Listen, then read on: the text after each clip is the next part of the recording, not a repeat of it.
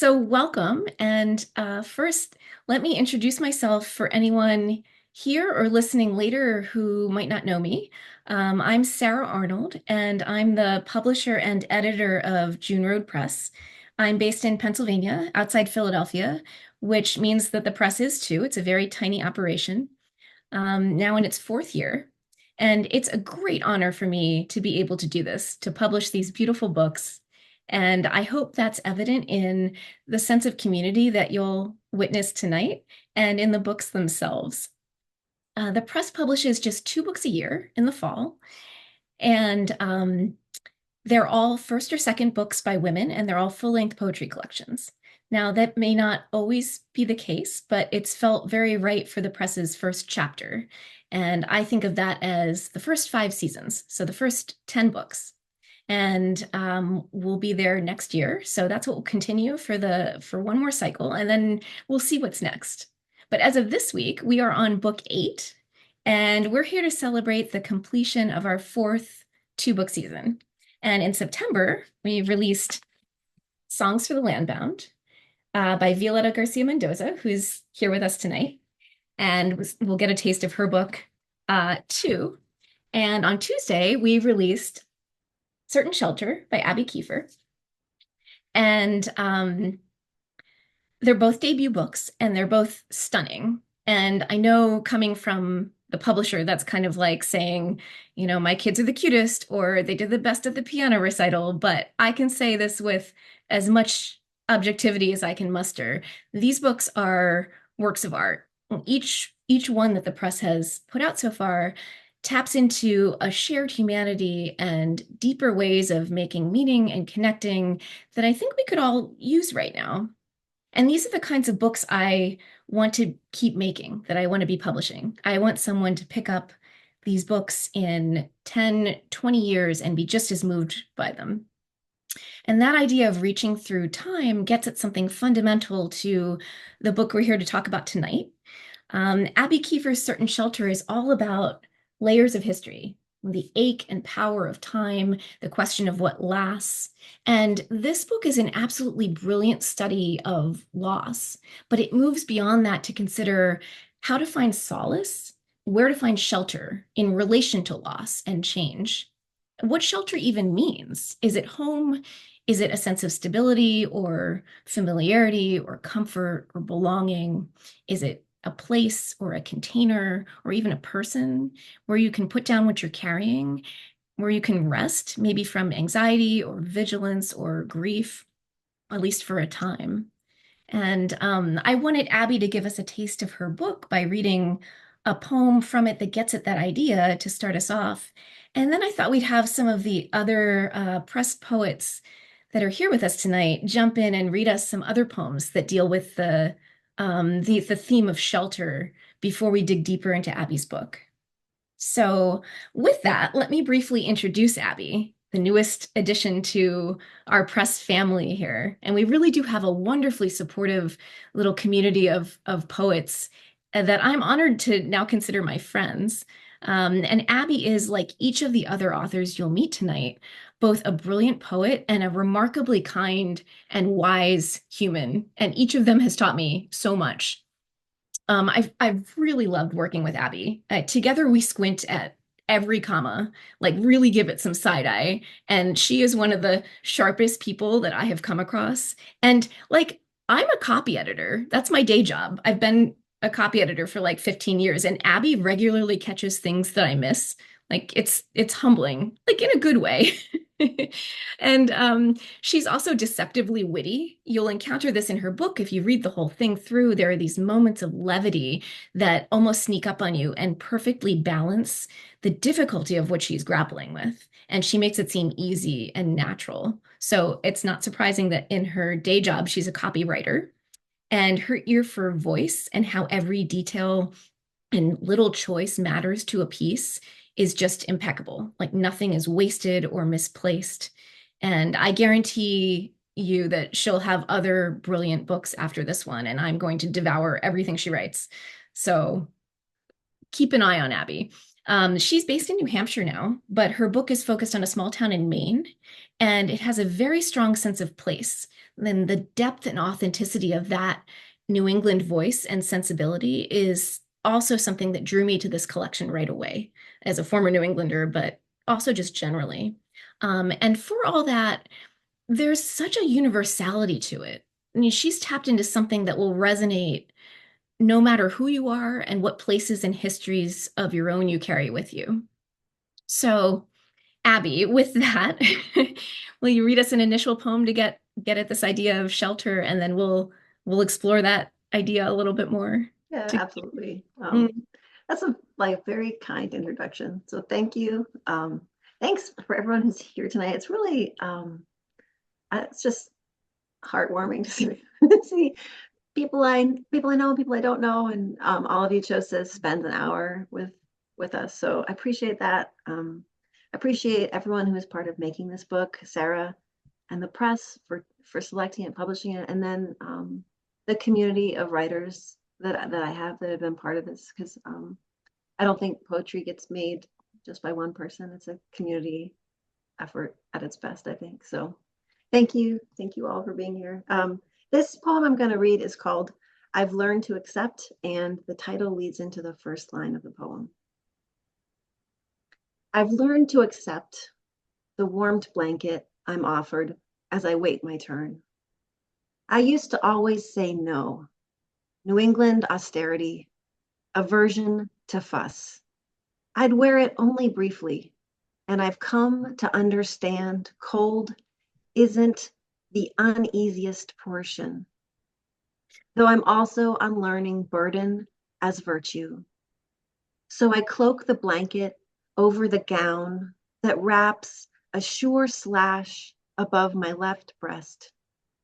When I'm told to rest my arm on the imaging machine, I cradle it as I might have the shoulders of a girlhood friend, had I felt a greater kinship then with my own good limbs. During the biopsy, and I'm fine now, for now everything is fine, I soften into the nature sounds, bird chatter. A nurse says a group of quail is called a drift and warns of the pinch. The nurse, bird lover, says it's a weight of albatrosses and expect to bruise, and a trembling, that's finches, a quilt of eiders, plucking feathers to buffer a brood.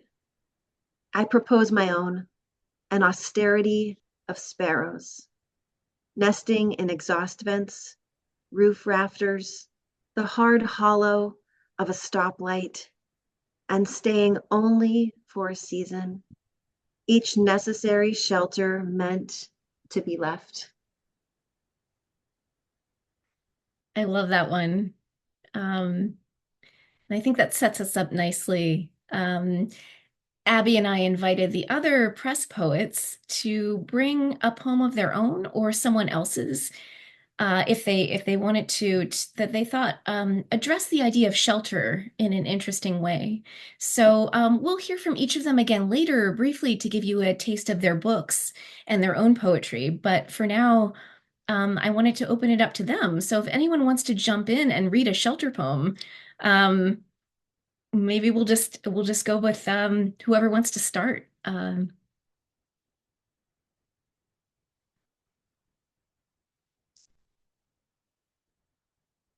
But can I yeah, can read a poem. go for it, Violeta, please.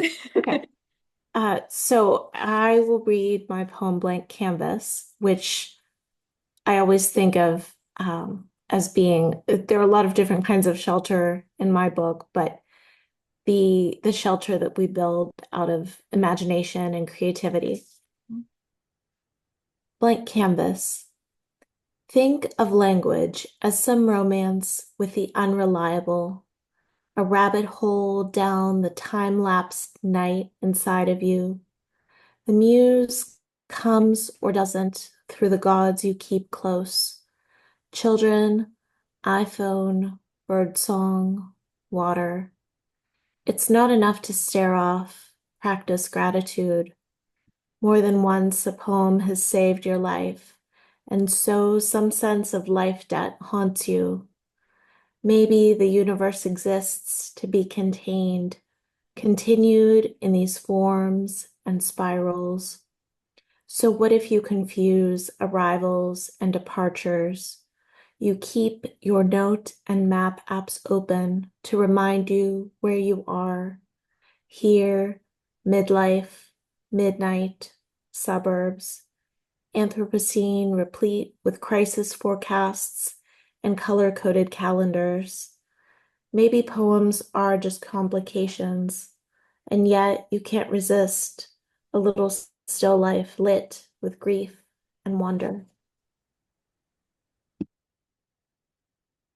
That's a great one. That's one of my favorites from your collection. And we'll hear more from Violeta later. That's Violeta Garcia-Mendoza reading a poem from her book that just came out in September, Songs for the Landbound. Well, we have all the other press poets here tonight. So if anyone else wants to jump in and give us an opener that relates to shelter before we dive into Abbie's book, feel free. I can Sure, read I'll go. one. Oh, go Oh, ahead. go ahead. Go ahead, Hannah. Go, go, go. Okay. All right. Well, thanks for letting me go. So it's a little awkward, when we go in at the same time. I know. Yeah. I should have probably thought of that. No, it's all good. Not easily preventable. Um, yeah, I'd love to share a poem about shelter.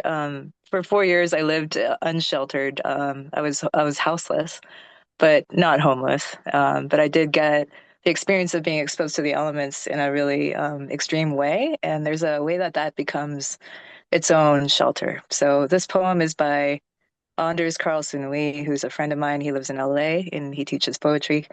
And this poem is called Bird Calls. And the thing about Anders, by the way, to know is that his brother Kai, he and his brother Kai jumped trains. They hopped trains for I don't know a couple years, and they wrote a ton of poems out of that experience. And this was one of them.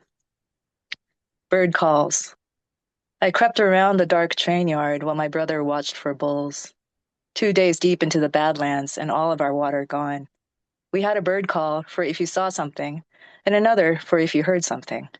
A silent yard 8 strings wide with a few junkers parked. The horizon a dull burn. The rails lit dimly by dew. I was looking for the water bottles the conductors used and threw out the windows with maybe a sip left inside them. I found one by stepping on it. I sucked it like a leech. I stumbled up and down the ballast and found 5 more, unbuttoning my shirt and nesting them against my chest, upright and capless. We had the sandpiper for if you should run, and the flycatcher for if you should hide. I can't remember why we had the loon. I crouched in the space between coal trains, cradling the bottles and feeling the weight of how little I had to spill. I rubbed coal on my face. I felt crazy. I thought about being found like this. I tried to imagine what my story would be. A version with my brother in it, a version with no brother. I swear, I could smell rain 1,000 miles away. I could smell rain in the soot. I folded my hands around my lips and made the gray ghost, which told him where I was, and also meant to stay alert, and also meant some other things only owls understood. That's beautiful. Thanks, Hannah. And this is Hannah's book, and we'll hear a bit more later. But it's When I Was the Wind, and that's Hannah Lee Jones. So yeah, Mariella, do you want to go next? Yeah, I love that last line, Hannah, of that poem. That's so nice. I'm gonna rereading one because I was looking at my book, this one, um, a little bit thinking of the idea of shelter, and I want to read a poem called Residences, and it's one that I don't read too often, but I really like it, so I'm excited to be able to share it today. It's called Residences. You sent me back on the chain gang because the hook was borrowed by Selena. Selena, who you assumed I knew, I mean, who doesn't? But you said you knew I'd recognize the beat. You grew up like me, consistently said us, our childhood, even though we lived completely different lives. Yours more sheltered than mine, enclosed in 4 walls of the same house since you were 6. Unlike mine, unlike me, we moved every year. From 5 to 14, a new address to memorize in an emergency. You carry yourself lightly in the world. Your dad, a bricklayer, You, a designer of residentials. You call yourself an architect. Your life so simply designed, it's a wonder you know what pain is. Maybe you felt some from the shock of me telling you I was different, had many lives with many lovers, and that's why the demolition planning, I didn't make the cut for what to bring back in. So you started over, and I have too, without ever having even touched each other's faces. That's a great choice. You're right. You don't read that one very often, and I haven't heard it since like your audiobook when I was making that. So that's a great choice. And that's Mariella Saavedra Carquin, and this is her book, Maps You Can't Make, and we'll hear a little bit more later from that. And it's amazing. Um, Anybody else who's left want to share a shelter poem? I'll read one. Hi, Diana. Hi. I was gonna read a marriage bed shelter poem, and then I decided to and pivot and read about mice and when they seek shelter, especially this time of year in New England. Mice. Who says women are afraid of mice? Today I trapped another two. One in the basement, one beneath the sink, its neck snapped flat by the metal bar, black eyes bulging in the stench of drains and mouse shit. I wasn't sorry. I marched it dangling to the back field, deposited it in dead November grasses. Back where you belong, buddy, a snack for crows and earthworms. Give them a hole the size of a dime, they'll infiltrate. Before bed, I set my traps again, lock the doors, check the children who are barely children. All the mouse cousins and babies are scrabbling in the walls, feeding all night on cellulose insulation. They're desperate to survive the coming winter. They want what we want, only they have to want it more. That's an inspired choice. I haven't heard you read that one either in a while. So that's from Diana Whitney's Dark Beds, and we'll hear a bit more from that later. Um, so yeah, Diane or who's left? Hila. If you want to share. Yeah. Sure. And I too, I'm reading a poem that I don't read very often from Leap 30 called Renovation. Oh, good choice. Okay. Renovation 1. We walk the perimeter, discuss the paint, the scrape and burn of getting this house ready. There's the barn, its outside garnet, its smell of 130-year-old pine boards full of dry knots. We are watching the land through its cracks. These slopes of drawling beauty are inviting us to stay. Imagine us here. 2. The painter departs in the van with sampled reds. Having evaluated the job, there's the barn and our house up on the hill where there were orchards once. He said it could be done in a matter of weeks. If the weather stays warm, if the fall doesn't come too fast, but there's the possibility it won't be done till spring. I hold his estimate in my fist as I wave from the porch. You close the screen door, a shadow behind the mesh. Thanks, Diane. That's also a great choice. And that's from Diane Lowell Wilder's Leap 30 from our first season. So Diane is foundational to what we're doing and building here. Yeah, Hila, you wanna jump in? Sure. Hi. I was like so nervous. I like didn't want to volunteer. I Um, wouldn't want to either. I threw this yeah. to you all, and I'm Well, basking in my.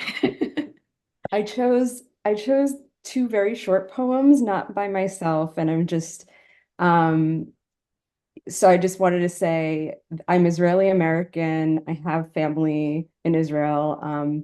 So the war has been very much on my mind for this whole time, and I actually have poems that I've written about it. But I have two poems here, one by an Israeli poet and one by a Palestinian poet.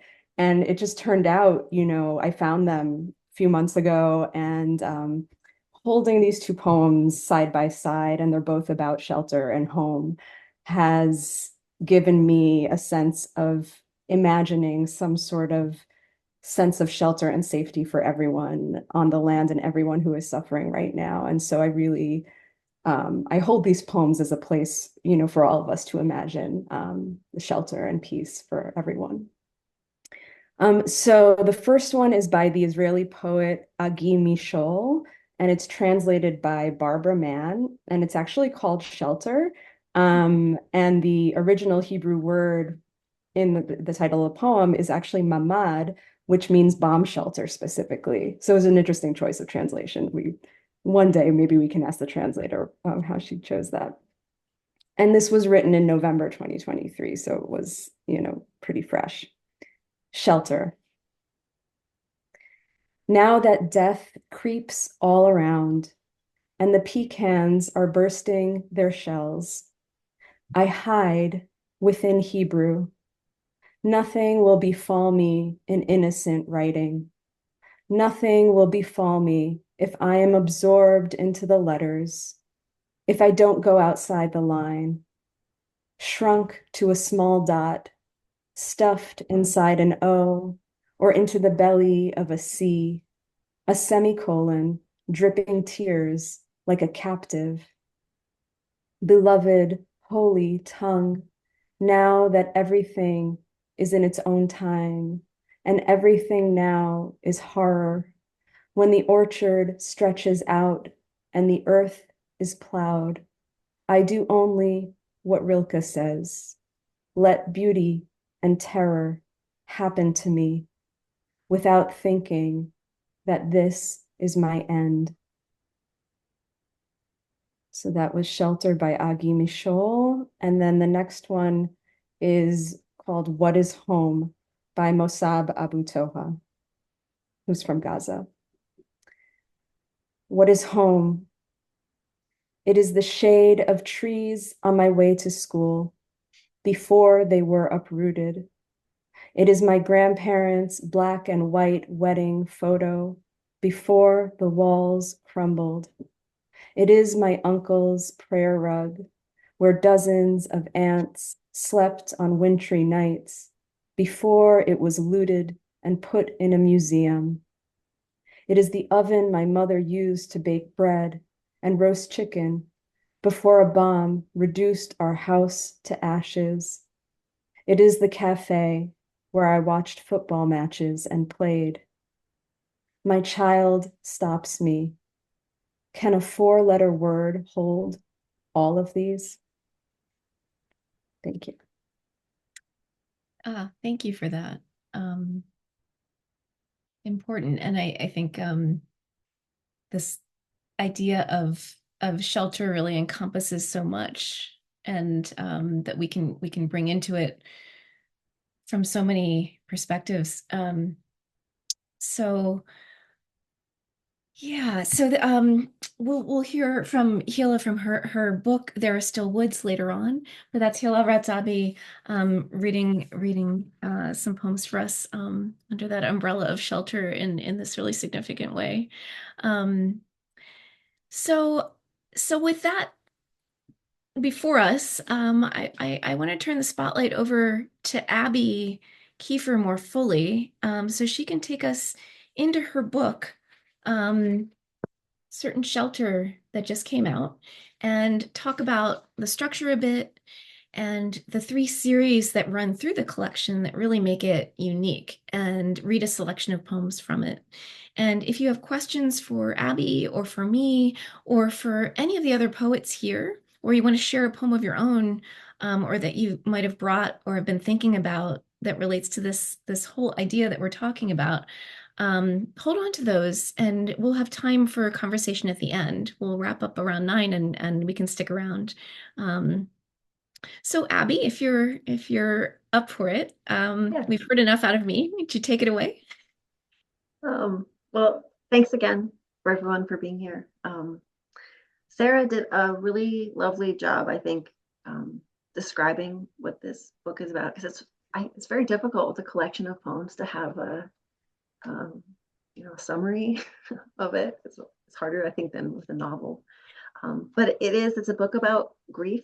It's about what you do when you lose a person or a place that you felt like you belonged to. And so the book talks about the death of a parent, and it talks about a hometown that's changing, and it talks about children getting older.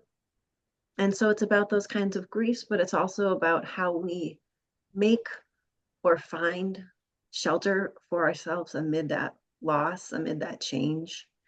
And so it's a book about grief, but it's also a book about solace. And so I want to start with a poem that to me feels like a poem of solace. It's called In Praise of Minor. And this one, like the last one, I guess this is a thing I like to do. The title leads into the first line of the poem. So in praise of minor poets, faithful to work that will meet with quiet, in praise of minor deities and whoever dreamed them up, made Ariadne the goddess of passion and also mazes, circuity and doubling back, in praise of college minors, brewing, cinema, Latin, though long dead. Praise Canis Minor, steadfast, forever the lesser dog. Praise minor chords that have consonants, a sadness that resolves. Let's praise minor inconveniences, the onions quick slipped from a sandwich, set down on a sweetheart's waiting plate. In the kitchen, they made the line cook cry. Praise minor tributaries, all that sliding water giving itself to another. In this minor league park, praise the runner, breaking for home on a sacrifice fly. He doesn't make it, praise the runner. When the phone trembles in his pocket for a beat, it's always Boston. We need you, come now. September, and cold is rolling in from Casco Bay. The sky is burdening, they're tarping the field. Still, we could stay. Maybe minor weather, showers passing by. So one of the ways I look at loss in this book is through old buildings and their use or their disuse. And so where I grew up, the kinds of buildings that were most present in that way for me were factories and mills, paper mills and textile mills. And so those show up often in the book. When I was a kid, there was an old textile mill that was mostly out of use by the time I was around. And some of it had been turned into a surplus and salvage store. So they sold like office furniture and wallpaper, tools, like kind of a strange mix of things, but they hadn't really done anything to the inside of the mill. So we, my family would go there and you would be in this massive building, and it was amazing. I was always fascinated by the building, and always, even as a kid, slightly saddened by these disused mills. And I couldn't articulate it for a long time, but as I've thought about it, I think what was really getting to me was that these mills, when they were built, were the center of their communities. Like geographically, they were built on the river. The houses were built around them. They were the economic center of the communities they were part of. And I imagine at the time that they were built and when they were at the height of production, the people in those communities wouldn't have imagined that it would be any other way. This was seen as permanency, and now we know it's not. And so these buildings are a reminder that little in life is permanent, and that's often difficult. And so a lot of these poems are kind of working through that. So I'm going to read one poem that talks about the mills and a few other things. It's called A Brief History of E.A. Robinson and the Train Station in Gardner, Maine. And E.A. Robinson was a poet who was writing around the turn of last century. He was well known in his time, not so much now. He was a contemporary of Robert Frost, so that was when he was writing. And he lived in Gardner, Maine. He moved from there when he was a young man, but that's where he lived a lot of his young life. And so he shows up in this book too. So this is a brief history of E.A. Robinson and the train station in Gardner, Maine. 1. At its height, the station hummed, 17 passenger trains daily. Now it's a dispensary. Cannabis in the ticket booth, brownies baking in the basement. Preservationists call this adaptive reuse. When EA lived there, Gardner made paper, manila, newsprint, onion skin for Bibles, sodden pulp, steaming rollers, millmen spooling the ceaseless sheets. EA was called to a poet's work. Few in Gardner would have called that a job. The poet left in 1897. The station stopped service in 1960. The last mill closed in 2001. Everyone in Gardner called it inevitable. 2. At 29, EA took the train to New York and stayed. But in his poems, he returns and returns to a village he called Tilbury. Its residents falter against change, against their own failings. Like Miniver Cheevy, who sighed for what was not, he called it fate and kept on drinking. In Tilbury Town, the people endure or they don't. You can empathize or not. EA isn't kind. He isn't unkind either. 3. Driving into Gardner, a sign welcomes you to Tilbury Town. The sign's one-sided, so when you leave, it says nothing. Those mills along the Cobbessy are gone, some demolished, some burned. The rail lines, though, still run through the sites, still hold close to the river. Built of brick and raw granite, the station echoes the design of Romanesque structures, medieval castles and churches, sheltering places. Architects, those optimists, call this revival. 4. Gardner once had its own brass band. EA's house had a grove of plum trees. His mother, Mary, tended them until she died of diphtheria. My mother grieved when I told her I was leaving. We grieved in parallel. Then I was gone. And what if I'd known about those shifted cells, quietly colonizing even then? If I'd known what I called home would be lost to me twice. 5. The brass band could be called upon to lead funeral processions. Mary's red plums ripened in her absence. 6. EA wrote about unremarkable people. The first poet, scholars say, concerned with the ordinary, though he denied that Tilbury was modeled on his hometown, or only, he amended, in a shadowy way. After EA died of cancer in Manhattan, someone brought his ashes to Gardner, likely by train.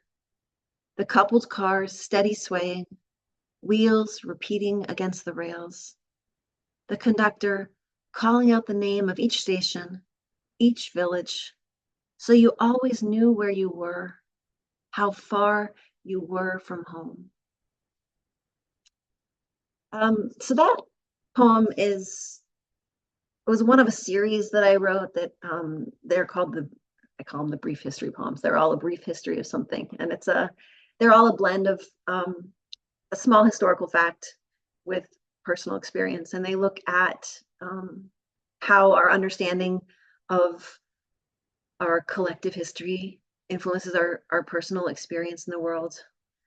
So the book is structured around those poems, and then 2 other series. There's a set of ekphrastic poems about television shows, and there's a series about poems that talk about revitalization efforts within communities. So new uses for old buildings or how people are dealing with difficult community issues.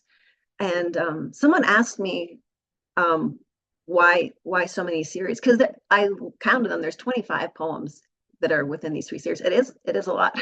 But I was thinking about like what appealed to me about structuring the book in that way. And I hadn't really articulated it for myself before this person asked, but I think it was the repetition that drew me to this structuring. So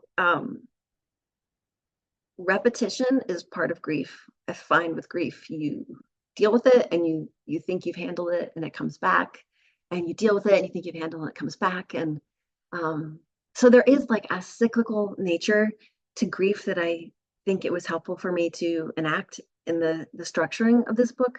But there's also comfort in repetition. So it's nice, I think, sometimes with poems to know like there's another one coming. I know as a reader, I like it. I like feeling like I'm following along with the writer as they're building something, and that I'm like being rewarded for having read the previous poems. I like that. I find that comforting. I found as a writer it was comforting. I often, if I had something to say but didn't know how to get started, I would say, I'm going to try something from this series and see what happens. And it was often comfort in that limitation. So I'm going to read, just to give you a little sense of the other series in the book, I'm going to read one from each of those. So the first one I'm going to read is called Revitalization Efforts, The Mill. At first, rumors circled with urgency. They were making a banquet hall, doctor's offices, making it back into a mill. No one speculated about a scrap lot and flea market. But by the time that happened, all the junked cars and bangle bracelets and rippled paperbacks you could want, the town had tired of possibility and told itself only what it knew for certain. The ironworks was hiring, but a hell of a drive. The flags got foreclosed on and moved down to Worcester. The Chris Clark climbed for his bus to Fort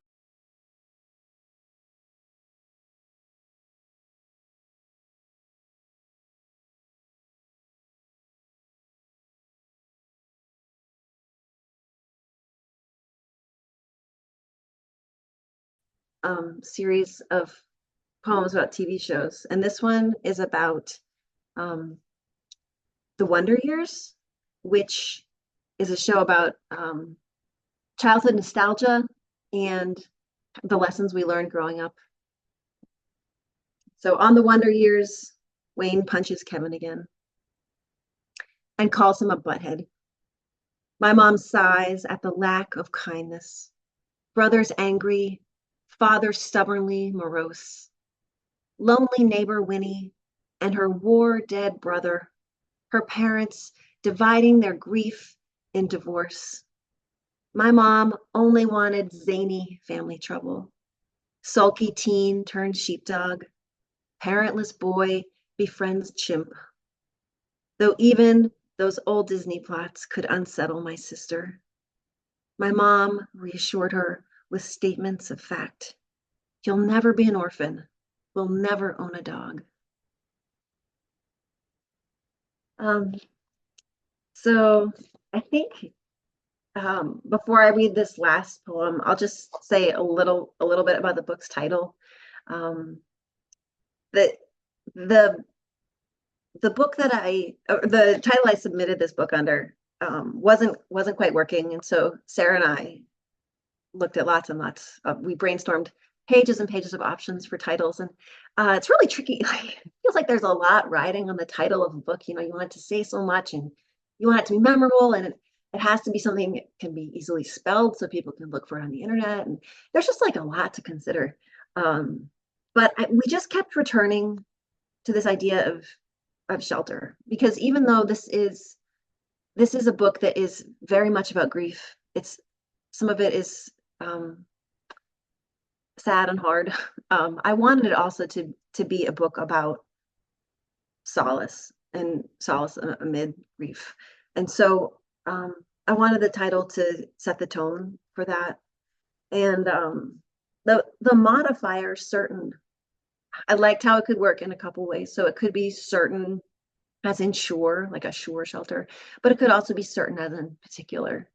And the shelter that we get when we're grieving isn't always the complete shelter that we want. It's that's life, right? There's sometimes you only get partial comfort, but there's comfort to be found. And so I wanted to be honest about that, but I also wanted to be hopeful because I generally feel hopeful. I feel hopeful about solace and our ability to find it and to make it for ourselves and for each other. And so I want to end on a poem that also feels hopeful to me. And this is the last one in the book. It's called Certainty. For months, heaped pallets, then fence rails, old bar stools, armloads of brush, and with a raucous cheer, they've finally touched it off. A dozen kids ringing its perimeter. We call these neighbors kids, though we realize they aren't. All of them older than we were that summer we met. Back when we knew how everything would go. We've rolled our eyes at the ragged mess, but we have to admit this is lovely. Quiet cracking, tang of smoke. Its flicker thickening the dark at the margins of our yard, where the last of the lightning bugs echo the burning. Each body a beacon, compelled to beauty even now. Our garden's gone quiet, save for the asters.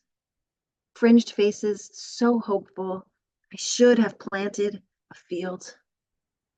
This hammock curves us toward the other's comfort. Our neighbors promise they'll see it through to cinder. They're good kids, but they've got all night and they're keen to keep feeding.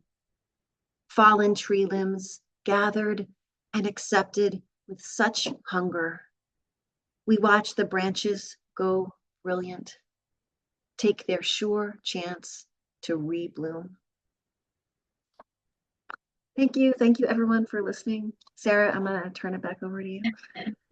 Thanks, Abbie. This book just like devastates me and like thrills me. It's every time I dip into it, I hear like lines from it. This is true of all the press books, especially when I'm like deeply working on them as we're in the process. I'll like lines will just come to me in the shower or while I'm driving, and I just you just get steeped in it. And this book is it's amazing. I particularly love what you said early on about that expectation of permanence, in relation to those mills and that town, but also I think that's something we can all draw on more abstractly, more metaphorically. And, you work so brilliantly in this book with what to do about it, like how to live with the knowledge that nothing is really permanent, not even ourselves. And that awareness, I think, probably haunts us all to some extent. And there are some poems in this collection that I think, just like dig into that idea in this really healing, resonant, important way. I think of your poem Given often, and there's several in the third section that come to me that way frequently. I wish we had time to like read them all. In the last poem, Certainty, I'm thinking of like resolutions and I'm so tired and it's June now, which are all sort of making peace with that knowledge, figuring out how to carry loss, that larger project of grappling with time. Actually, I wonder if we have time for one of those. Do you want to read It's June Now or I'm So Tired? Or resolutions? Any of them really. I'll do It's June Now because I've read that one a lot. That'll be You have often at my behest because I just that one I've got it practiced. And not just because of the name of the press, which is also my middle name, and it's just a resonant poem. It's great. It's June now, and the tomato plant, recent seedling, has fringed itself heavy red. It's June now, so I've cut back the moss phlox, dead-headed the lilacs, let every crisped cluster settle where it fell. Because it's June, now the living things need tending, more tending than before. It's June now, my son half done with all his childhood summers. Month when I will turn 41, though I hardly marked May, or the year of 40. The feeling of 35, its hard insistence on potential. It's June, now it's not. A day clear and clement as that one a few Junes back. Even dull with grief, I stopped to shuck my sweater in the hospital lot. It's June for now, and I am wrenching the spigot, letting the kids stir mud in the driveway while I read a blousy book, transparent protagonist, and too many adjectives. Parting pages with one hand, a Pabst in the other, and I don't feel bad, no, about the blousiness, about my lack of doing, and the once lilacs studding the mud. It's June. Now listen. The golden sweet is unsparing. Come take some tomatoes. How could I ever make use of them all? Thank you.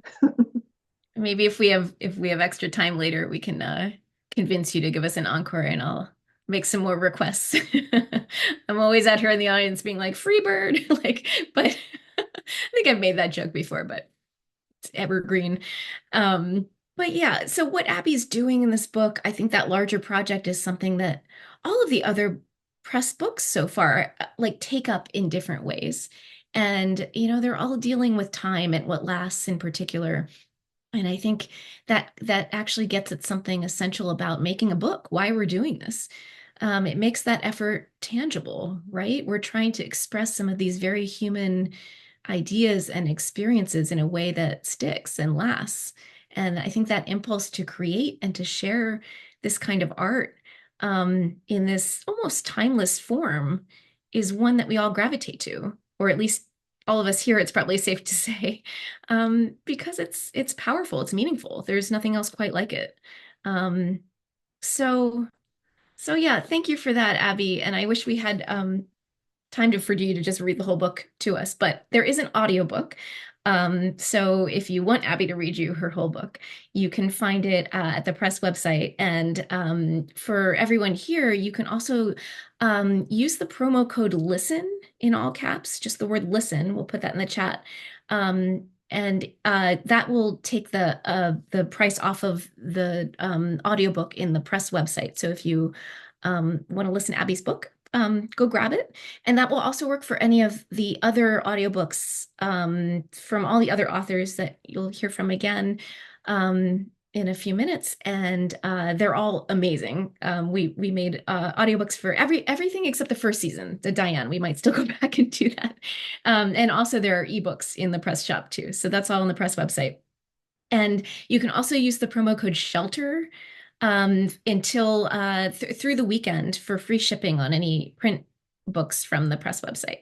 So if you don't have some of these amazing collections, or you're curious, or you want to listen to some of the other authors or Abbie read this book, highly recommend it. It's great. And the audiobooks are something that the authors have all recorded themselves and I've produced. So it's all something that we do in-house, which just means us right here tonight. But they're really great. So check those out. Yeah, so we wanted to leave some time to hear, even just briefly, from the other press authors again, from their books. And again, it's such an honor to have everyone here tonight and to have published these books. And so much care went into making each one. And if you haven't explored the press website and our catalog, I really recommend clicking around because each one has a full page and it's full of goodies. So there's clips and media stories and a playlist for each one and audio clips and more. So we'll just give you a teaser of each of them, and each of the poets, going kind of in reverse publication order, will just share a poem or two from their books, and we'll put the information in the chat again so you can investigate further if you're intrigued, which I hope you are. They're all amazing. And in the interest of time, because I will just like effusively ramble about each book, otherwise, I'm just going to give you a sort of a elevator pitch, like the teaser catalog copy for each book, and we'll put that in the chat. And you can find out more about them. So we'll start with Violeta, because Violeta's book "Songs for the Landbound" is the partner this season to Abbie's book. So again, this came out in September, and the way we have framed it succinctly is that this is a lyrical and resonant new songbook for survival, pointing out the constraints and anxieties of midlife and motherhood in a period of personal and planetary vulnerability. These poems speak to the persistence of nature, creativity, and love as necessary sources of hope and beauty. This is a book about wildness and wonder, and it is. So, Violeta, you want to give us just a taste, poem or two? Sure. In the interest of time, I will just read one, but I think that it's a good one for this time of year. It's called Autumn Equinox. Autumn Equinox. An airship brushed with borrowed light. My body loves like clockwork, darkroom, decal edge. My stairs a feather state. Daybreak with dream interpretation. I scan for geode, guardrail, hand grenade, and my body pings back. Alveoli, hip flexors, sciatica, heart, heart. Migration season, and imagine the horizon crossed with birds. Longings a jet stream, and below it my body is an island strewn with kudzu, karma. Somewhere there's a laugh track, life raft. I keep a magpie's nest, an open letter, pending ode, my pockets full of quartz and Queen Anne's lace. I think in ribbons. In this recurring dream, I search for radiance, body as seance, testament, because if not inside me, where's the Volta? The planet spins. Inside the tipping light, I voice memo the wind. Good choice for right now. And that's from Songs for the Landbound. Check it out. Thanks, Violeta.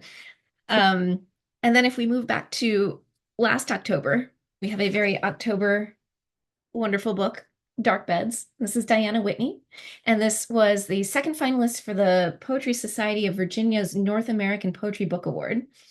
And the way we framed it is an anthem for the sandwich generation, caught between demands, yearning to reclaim desire and find fulfillment, maybe even some magic in the everyday. These poems shimmer with longing and infuse the fatigue of caregiving, motherhood, and domesticity, the rugged landscape of rural Vermont through the seasons, with new meaning and beauty, which is accurate. Thank you, Sarah. I'm just going to read one poem too. And I guess I want to thank Abbie for the acknowledgement of grief and also hope that I find in your book, and the shelter that you get when you're grieving. There's one particular poem, the poem about MASH and Hawkeye. There's a line, "We never stop wanting parents, wanting home," and that just speaks to me so much. So I'm going to read a poem about my mom, who's also dearly missed, and it's called The Long Goodbye. The Long Goodbye. My man returns with a canvas bag of salmon, fresh lettuce, green leaves tipped with red ripped into the maple bowl, and the fat rose fillet laid out and rubbed with oil. He wants to talk about transference, and I want to talk about weather, how April snow falls, and the flowers survive. The daffodils fold up and shiver through the storm. If there's a lesson here in patience, I don't want to hear it. At my mother's house, all the rugs are gone, so the wheelchair won't catch. Her bare floors are cleaner than they've ever been. No more pets or children, no more clutter. The strange peace of living without language or memory.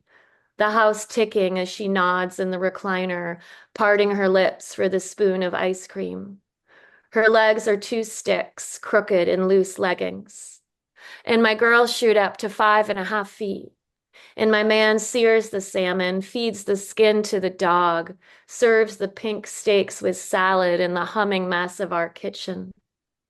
How can you savor what you have when it demands so much attention? Ticks are clinging with two legs to the grasses, sensing heat and carbon dioxide. They can feel us coming and seek out our skin. They love the warm places, armpits and groins, the crevice behind an ear. Run your fingers everywhere. Danger is the size of a sesame seed, a single brain cell, smaller.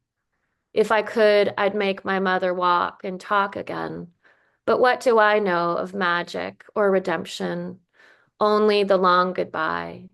How tired we are of doing our best. Thank you.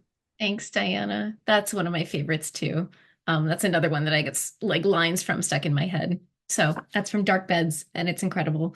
I would also like Diana to read you the whole book, but there's an audiobook, fortunately, that we just put out this summer. So check that out. Yes, next we have Mariella Saavedra Carquin and Maps You Can't Make. This book was the Ippy Award Gold medalist this past year and a Colorado Book Award finalist. And our pitch is that it's a powerful debut about moving through loss, bound up in larger questions of race, immigration, and identity.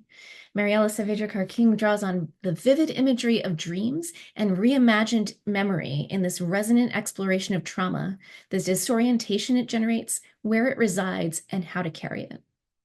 So, Mariella, you want to give us a poem or two? Yeah, thanks so much, Sarah. I'm loving all the poems I'm hearing. And it makes me think a lot of my book is also about grief and loss. And I debated whether to read something about my mom or not. And it's not something I do as often. But I really like the idea of going back to that shelter idea and thinking of language as a means of shelter. So I'm going to read, I think it's a favorite. It's called Mijito. I see Hannah. Here we go. Mijito is a word we both liked because it was ours. And I don't mean ours because we never were, but I mean ours like a people. It is endearing and we need endearing because first, who doesn't?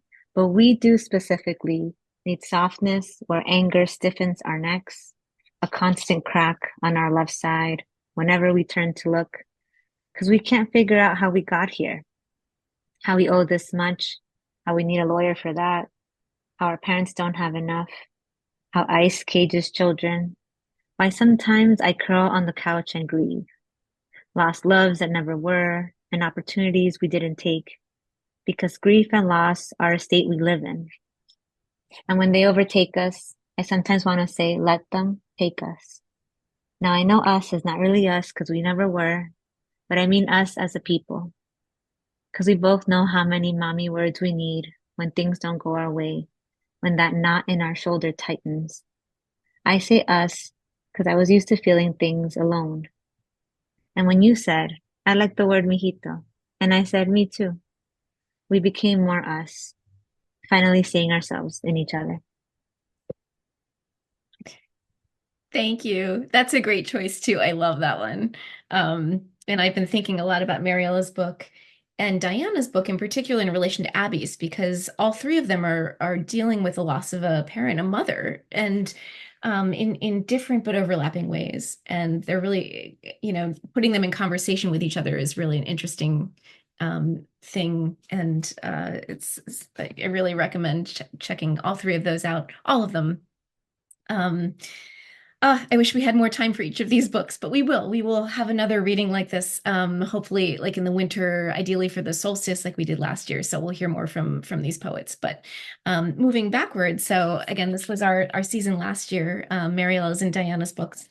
were October and September. And then the previous season, 2022, we had Hila and Hannah. And let's see, going backward, it would be Hannah first. So Hannah's book, When I Was the Wind, came out in November 2022. And it has racked up some accolades. It was the Washington State Book Award finalist, Nautilus Book Award gold winner, the Eric Hoffer Award winner in the poetry category, and the Ippy Award bronze medalist, the one that Mariella's book won the following year in gold. So way to go, Hannah. And we have framed it as a wild and dreamy journey through the inner wilderness in all of us. Rich, intricate, and intimate, this is a collection about losing and finding oneself and restoring a deeper connection to the mythic, ancestral, and elemental truths that guide our way. So, Hannah, your turn. Thank you, Sarah. Yeah, it's really good to be here and nice to see familiar faces and to be gathered with all our authors tonight. This is so much fun. And congratulations, Abbie. So I got a poem out of my book, and then I got a new poem to share tonight. And the poem I chose out of my book is Mortal Remains, which I think is probably the strongest poem of place I have out of that book. Sarah's nodding. Okay, all right. So I'll read Mortal Remains, which is I wrote it somewhere in New Mexico. However, when I was writing it, I was thinking of Point of Pines, Arizona. And I'd been reading Craig Childs at the time, and he was writing about the ancestral Puebloans. They didn't want to live here anymore, and didn't want anyone else to either. Things Esau must have burned, pottery, corn husks, relics worn at each taking of a maiden's hair. Perhaps after the sun blazed from the chaos, there was Cortez's gold, turquoise, baskets to hold what they couldn't carry, scaffoldings falling away to reveal cities in the sky, glittering white with impending death. There are thunderclaps in the rubble here. Perhaps rumors of drought led to killings, stars drawing javelins in the night as the people fought, their eyes the black of extinguished coals. Like the torches we lit to ignite the rooms we slept in, saying, I don't want to love you anymore, but I don't want anyone else to either. The fires gulping the bones of all they had built, the light that spilled their glory, spelling their ruin. And then I got a new poem, and this one's about, I think in these days of kind of seeming waning of Western hegemony, I've been reading about the Roman Empire and so many eerie parallels with America right now in this moment. So I wrote this about, in such times of these global conflicts and where it seems like everything seems to be kind of tanking, where do we find our hope and where is God? So this poem is about where is God? On Earth is the title. How you must grieve our earthly tracks, our murmurations which for all their volume couldn't soar without you. We gorge on great utterances and the flight of eagles until we choke, until we're starved to enter where their lambs are sleeping, to make any offering that will end our fever. You say you're the father who teaches his children to love in a world that has no hands.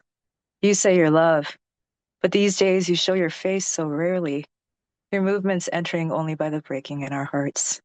We crack and we crack to let your light in, but it comes as darkness, steals into me where I'm most closed, carrying off tiny pieces of my life for you to lead, as far outside of myself as this night is far. Here on Earth, where a little girl can only dream of flight, where you shed such tears for her, but never cry. Sorry, I muted myself. Thanks, Hannah. I love hearing new poems from everyone because I know your book poems so well, and it's a treat. So next group reading we do, we'll have to incorporate more of those. But thank you. And Hannah's partner for that season was Hila's book, There Are Still Woods. And this was also the gold winner of the Nautilus Book Award. They both won it. Really, really interesting award. You can look it up. And it was also a National Indie Excellence Award finalist.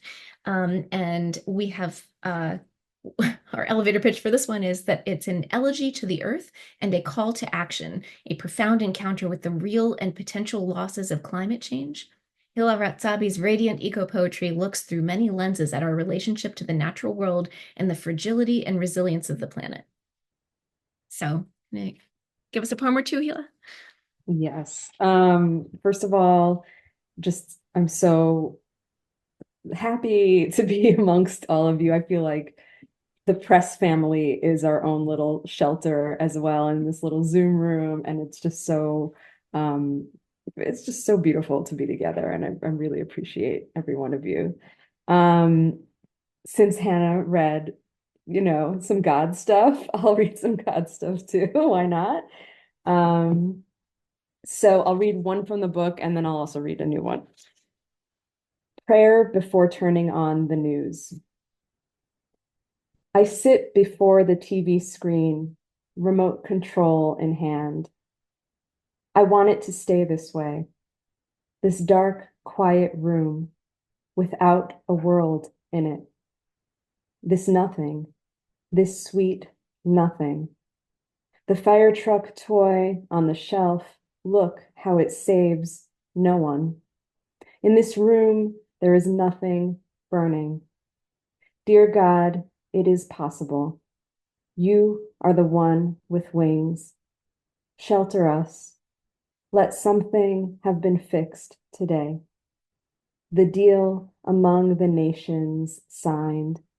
The guns, all of them taken away. A woman believed. A man contrite. A border covered in dust. God, I need to know what happened to those who tried to cross. What happened after the storm and earthquake and fire?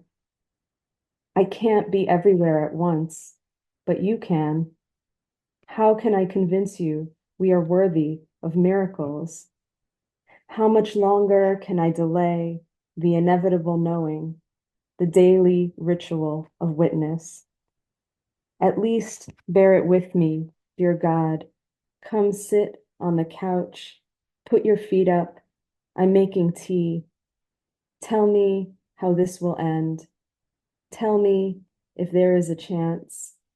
Or maybe we can bargain for peace, trade for redemption.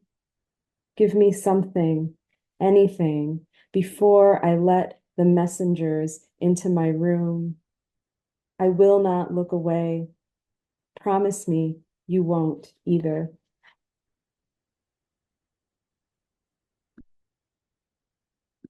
And the newest one, just opening it up here. The file is opening. I'll just say while you're doing that I love that poem. Oh, thank you. Of course I do.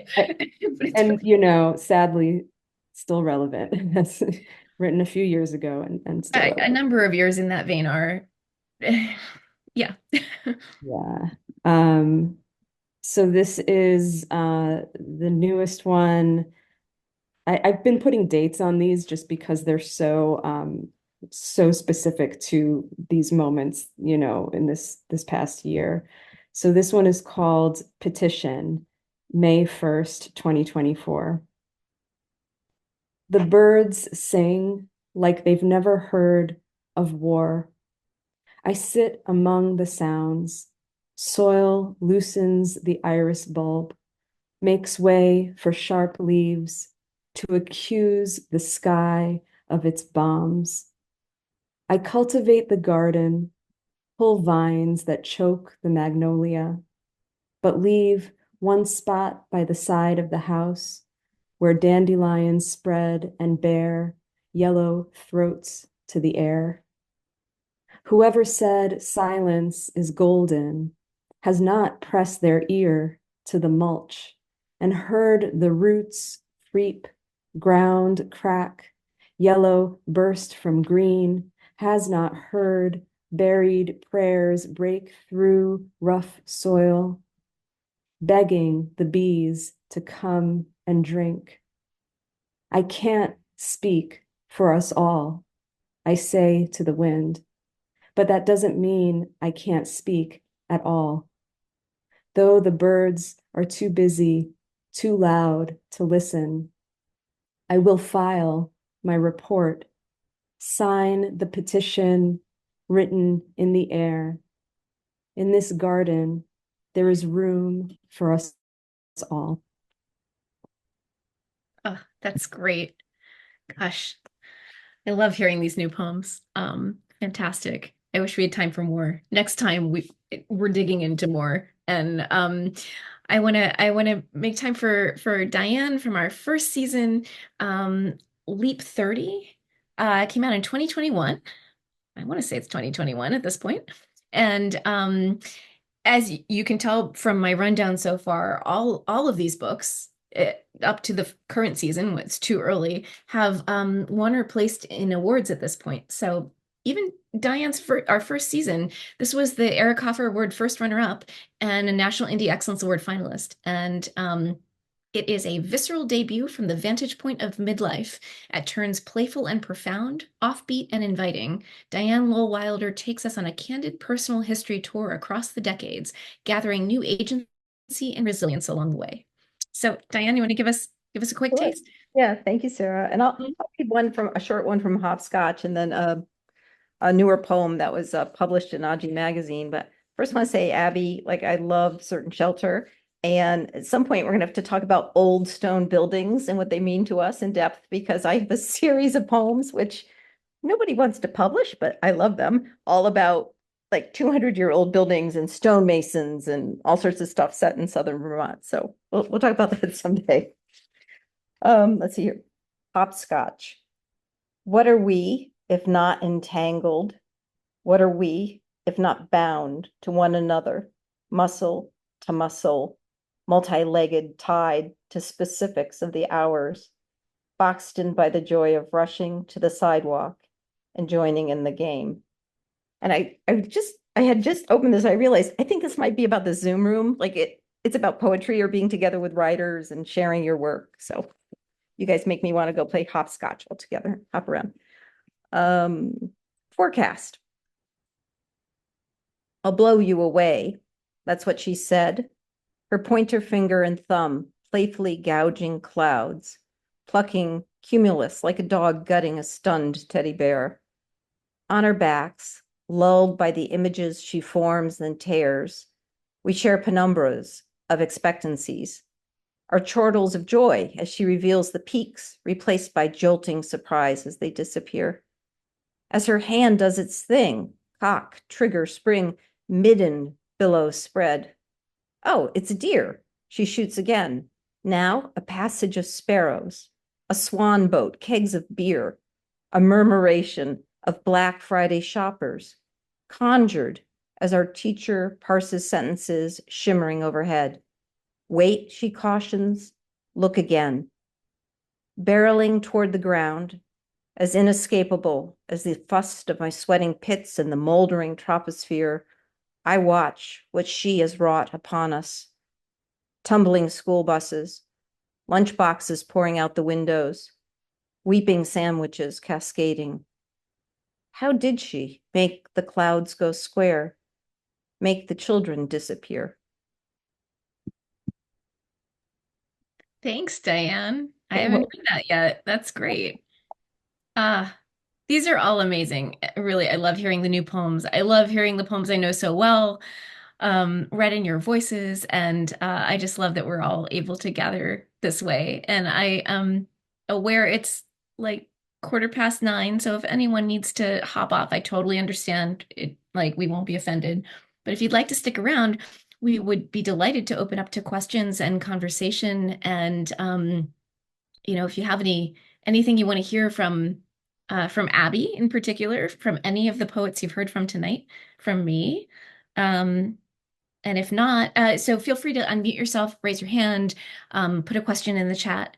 And if we don't have questions, I might make Abbie read some more poems. Um, okay, so Jenny, who is a great friend of mine, has asked in the chat if Abbie and I could talk about the process of choosing the cover, which is um, So Violetta, well, a few weeks ago when we had an event like this with just Violetta and I, when we were talking about process and the cover, um, we dug into her cover in depth. Showed some a previous iteration of it, um, and I said at that point that each cover is a unique process and it's very collaborative and it's something I really enjoy. And because I am the cover designer, in addition to all the other things for June Road Press, there's no layers of separation between the cover design process and the author. Really, it's just we kind of spitball ideas and kind of work on it collaboratively. And in each case, the author has helped me get at what turned out to be kind of like the right thing for their book. And sometimes it hit quickly, and sometimes it took many iterations. And in Abbie's case, and Abbie, you can jump in at any time and just, give your side of this. But we it took us a while to arrive at this, but I'm really excited about how it turned out. This piece of art that's on the cover is actually an old postcard. I can dig up the original if we had more time, but it's you can see it's sort of well, it's transparent on the back as well, but it's a postcard of a town that's very close to Gardner, Maine, that the book is referencing. And yeah, we messed with it. We zoomed way in. I really like texture on a cover, so you can really see the grain if you have a copy of this book. And we liked we spent a lot of time figuring out how to frame it. We liked this car and the kind of implication of it, of this oncoming car. Um, and yeah, we sort of ended up with this built feeling of having this vertical element in the text that's replicated inside on the dividers and in some of the other design choices we thought suited the ideas in the book and the buildings on the cover and the angularity of some of those features. So yeah, I don't know. Abbie, do you want to talk about that at all beyond Uh, that? I guess I'll just say the thing that I appreciate most about the image is that it is so clearly from a specific era. And so you see that, and I think it gets at like my interest in permanency or the lack thereof. You look at that and you know that's probably not how that street looks anymore. It's certainly not how the cars look anymore. And so yeah, I like that you start right off with that kind of in the back of your mind. Yeah. Yeah, yeah, that's a really good point. And I think that dimension of time being present on the cover and then throughout the book is meaningful. So yeah, I'm excited with the way it turned out. And the process of getting there is really fun. And whether it takes like 24 tries or two, it's meaningful and it's I don't know, it's part of the process. And eventually it clicks and I think this really serves the book and suits the book. So yeah, good question, Jenny. Um, yeah, anybody else want to chat about anything in particular? We'd be happy to. Yes, yes, I would love to chat about something. It's so Abbie, it was years ago, but I think I still have this in me, but this obsession with abandoned buildings, that just I don't know. I my ex-husband used to call them Hannah traps because I would love to go into them, and I was always risking, life and limb, like because you never know if something's going to topple on you or whatever. But I would go into these abandoned buildings mostly in places like rural Idaho or rural Oregon, and we always had to stop. He'd pull over, and I'd get out, and I'd go in, and he'd say, "Be careful," and I'd take pictures.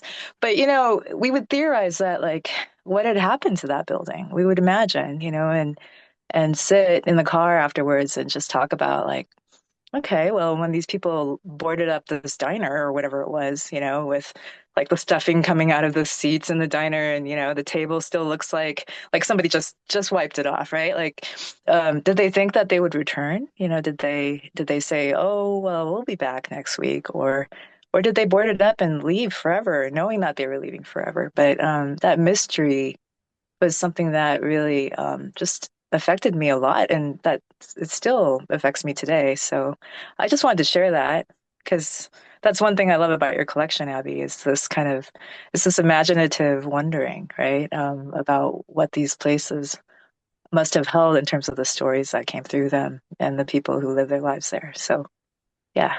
So thank I you for love the that. gift of your book. Yeah, it's really wonderful. And I'm very much enjoying your poems. Yeah. I love that, Hannah. I feel kind of the same way. I mean, I haven't dragged John into abandoned buildings yet. Uh, but um no, there's like a quality to some of those spaces. Like it's hard not to imagine like the stories, the lives that have passed through, like what these spaces have um have framed. And I think that's, I don't know, that always has like, I don't know, made me itch to write, even though I'm, I've realized at some point along the way to my 40s that I'm not a writer, the generative person, but I love seeing that in your work, in the work of all of you here, in these books, and Abbie's in particular, I think excavates some of that meaning from these spaces that it's very specific, but it's also a broader idea that you can take along, and it's brilliant. I love that. Yeah.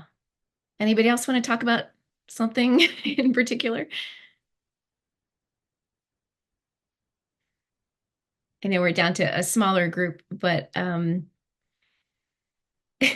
George, George just put in the chat, yes, the donkeys. There was a memorable past moment in a previous event where we talked about George feeding donkeys that I treasure. But thanks for being here. Um, and I don't know how many poets we have with us who might be considering shopping around a full-length manuscript, but we will be opening for submissions on the same schedule as the past few years, from Thanksgiving to New Year's. And as I said at the outset, my plan is to do one more season of two full-length collections at minimum, and after that I'm sort of evaluating where to go from there. But this reading period will be picking two more, and that's really exciting. And I'm hoping that the authors can help me with that, because it's become a larger project than one person, and they're all such a foundational part of what the press has become and what it's going to continue to be. So that's exciting.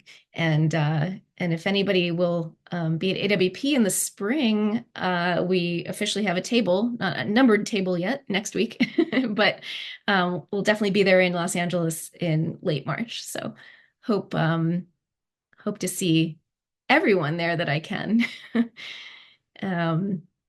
Box sets of the books. So it says in the chat, yeah, that's not a bad idea. They're kind of cool as a box set. You can like get a rainbow spine situation going.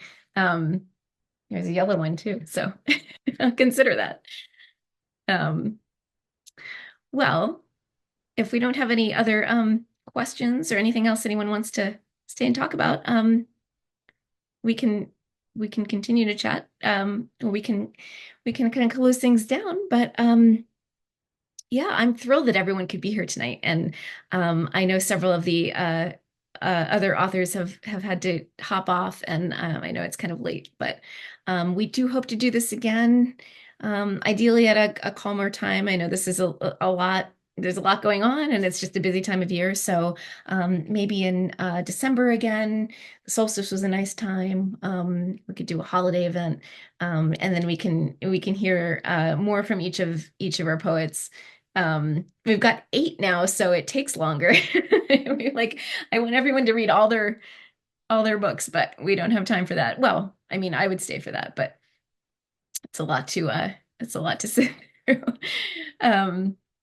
But yeah, so anybody else have anything they want to add before we wrap up? It's just so nice to see your faces. I'll just say thanks again for everyone for being here. Appreciate it. Absolutely. And thanks for sharing your poems with us. And really, the book is extraordinary. I'm so lucky to have published it. It's amazing. Yeah. And